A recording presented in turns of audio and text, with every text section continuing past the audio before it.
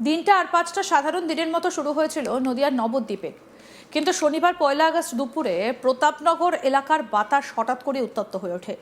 School চত্বর থেকে কাজ সেরে যখন ঘরের দিকে ফিরছিলেন নবদ্বীপ পৌরসভার 5 নম্বর ওয়ার্ডের প্রাক্তন তৃণমূল কাউন্সিলর ঝন্টুলাল দাস, তখন কে জানতো যে রাস্তার মোড়েই তার জন্য অপেক্ষা করে রয়েছে একটা ভয়ঙ্কর পরিণতি।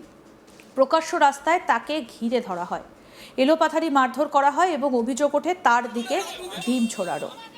রাজনীতি থেকে নিজেকে গুটিয়ে নেবার ঘোষণা করা সত্ত্বেও কেন এই গণরোষের মুখে পড়তে হলো এক প্রাক্তন জনপ্রতিনিধিকে? ঠিক কী কারণে ক্ষোভের আগুনে ফুটছিল সাধারণ মানুষ? এই সমস্ত ঘটনার গভীরে লুকিয়ে থাকা অন্ধকার দিকগুলো নিয়ে আজকে এই বিশেষ বিশ্লেষণাত্মক প্রতিবেদন।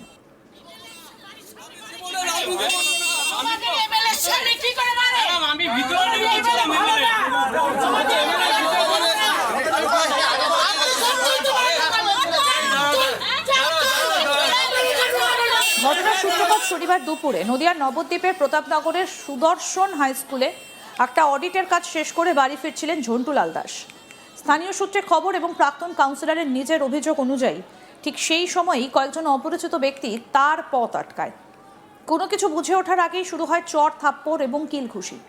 শুধু মারধর করেই ক্ষান্ত থাকেননি হামলাকারীরা, তার উপরে ডিম ছোড়ার মতো অপমানজনক কাণ্ডও ঘটানো হয় বলে অভিযোগ। দিনের আলোয় প্রকাশ্য রাস্তায় এমন ঘটনায় এলাকায় চরম চাঞ্চল্য ছড়ায়। স্থানীয় মানুষ এবং পথচারীরা যখন ছুটে আসেন ততক্ষণে আক্রমণকারীরা চম্পট দিয়েছে। এরপর অত্যন্ত গুরুতর জখম এবং রক্তাক্ত অবস্থায় তাকে উদ্ধার করে দ্রুত নবদ্বীপ স্টেট জেনারেল হাসপাতালে ভর্তি করা হয়। বর্তমানে সেখানেই তার চিকিৎসা চলছে।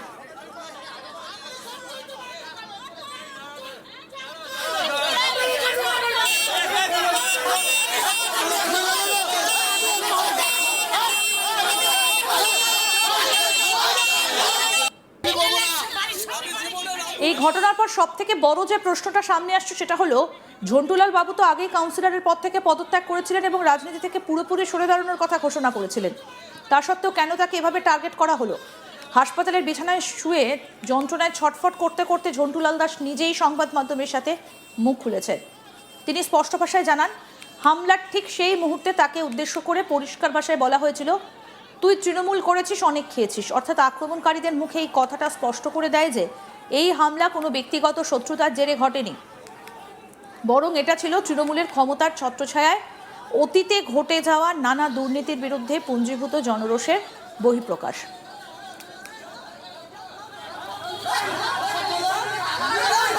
যদিও আক্রান্ত কাউন্সিলরের দাবি, তিনি হামলাকারীদের কাউকেই ব্যক্তিগতভাবে চিনতে পারেননি এবং তাদের মুখ তার চেনা ছিল না। তা সত্ত্বেও এই হামলার নেপথ্যে থাকা সামাজিক অসন্তোষের পারদ যে কোন পর্যায়ে পৌঁছেছে তাই ঘটনায় চোখে আঙুল দিয়ে দেখিয়ে দেয়। আক্রান্ত প্রাক্তন কাউন্সিলর ঝন্টুলাল দাস কি বলছেন শুনব। আমি স্কুল থেকে বাইরে বেরিয়েছি, কিছু লোকজন এসে আমাকে, ছেলেপেলেরা কিছু এসছে, আমাকে তারা মারধর করেছে। কে মেরেছে বা কিছু না, চিনতে পেরেছে? আমি কাউকে চিনতে পারিনি। কি কারণে মারলো সেটা? কিছু আমি বলছি, তুই অন্যায় করেছিস, তুই তৃণমূলের দল করতি, তৃণমূল দল করে তুই তৃণমূল অনেক খেয়েছিস, অনেক কিছু করেছিস, তাই জন্য তোকে মারছি। আমি কিছু চিনতে পারিনি কারা কারা মেরেছে, কি আমি একজনকে চিনতে পারিনি। আমি আতঙ্ক হয়ে আমি পড়ে গেছিলাম, ওরা দুমাদুম করে আমার মেরেছে, আমাকে পাটা আমার ভেঙে দিয়েছে। আমি কী যে করবো আমি বুঝতে পারছি না কিছুই। আপনার নাম? আমি 5 নম্বর ওয়ার্ডে কাউন্সিলর ছিলাম, আমি পদত্যাগ করেছি। আমি বলেছিলাম তখন যে আমি রাজনীতি আর করবো না, আমাকে রেহাই দিয়ে, আমি রাজনীতি করবো না আমি আর, তাও আমাকে ছাড়লো না। ঘটনাটা ঘটার সঙ্গে সঙ্গে রাজনৈতিক মহলে তীব্র প্রতিক্রিয়া শুরু হয়েছে। নবদ্বীপের বর্তমান বিজেপি বিধায়ক শ্রুতিশেখর গোস্বামী এই ঘটনার তীব্র নিন্দা করেছেন। তিনি সংবাদ মাধ্যমে জানিয়েছেন যে রাজনৈতিক মতপার্থক্য থাকতেই পারে, কিন্তু এভাবে দিনের আলোয় প্রকাশ্য রাস্তায় একজন মানুষের ওপর হামলা চালানো এবং তাকে হেনস্থা করার সংস্কৃতি কোনোভাবেই বরদাস্ত করা যায় না। তিনি অবিলম্বে দোষী ব্যক্তিদের চিহ্নিত করে তাদের বিরুদ্ধে কঠোর আইনানুগ ব্যবস্থা নেবার দাবি জানিয়েছেন। অন্যদিকে নবদ্বীপ থানার পুলিশ ঘটনার খবর পাওয়ার পরে দ্রুত তদন্ত শুরু করেছে।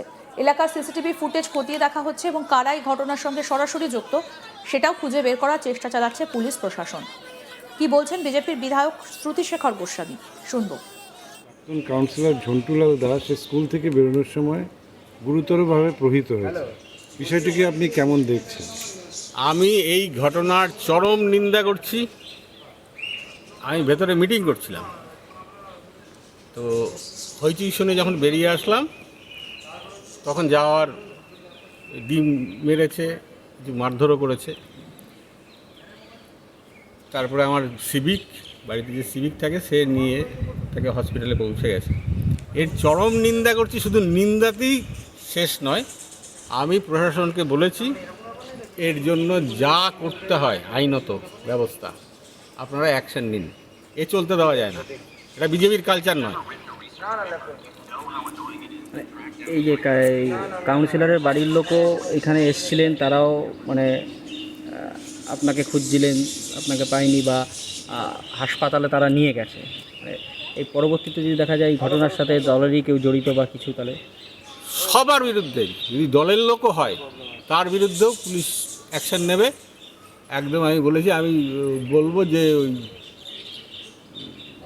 অভিযোগ করুক, পুলিশ অ্যাকশন নেবে। আমাদের প্রতিনিধি সুরজিৎ দাস কি প্রতিবেদন তুলে ধরেছেন, দেখব।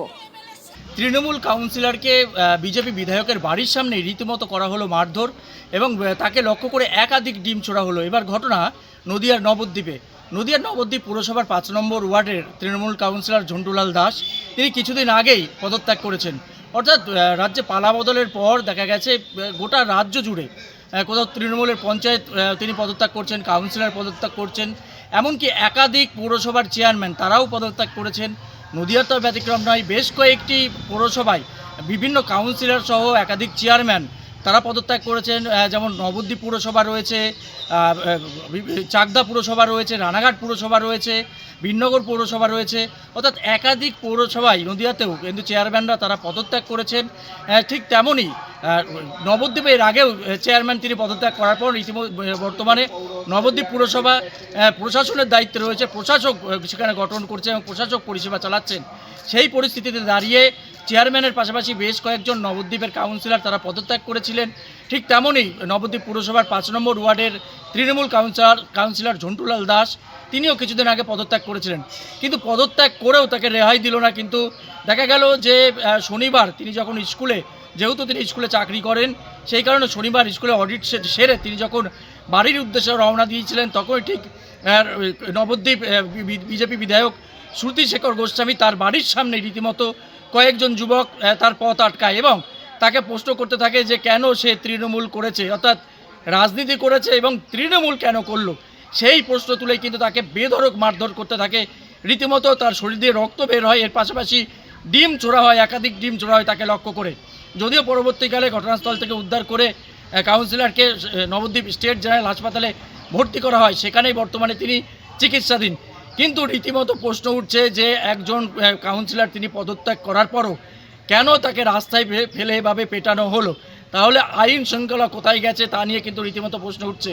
যদিও ঘটনার তীব্র নিন্দা জানিয়েছেন নবদ্বীপের বিজেপি বিধায়ক শ্রুতিশেখর গোস্বামী। তিনি বলেন এই ঘটনা কিছুতেই কাম্য নয়, এই ঘটনা একদম উচিত নয়। অর্থাৎ যারা এই ঘটনা ঘটিয়েছে প্রশাসনের কাছে তিনি বার্তা পাঠিয়েছেন যাতে অবিলম্বে এই ঘটনার পরিপ্রেক্ষিতে দোষীদের চিহ্নিত করে ব্যবস্থা গ্রহণ করা হয়। আরও আপডেট পেতে দেখতে থাকুন আজ তাক বাংলা, সাবস্ক্রাইব করুন।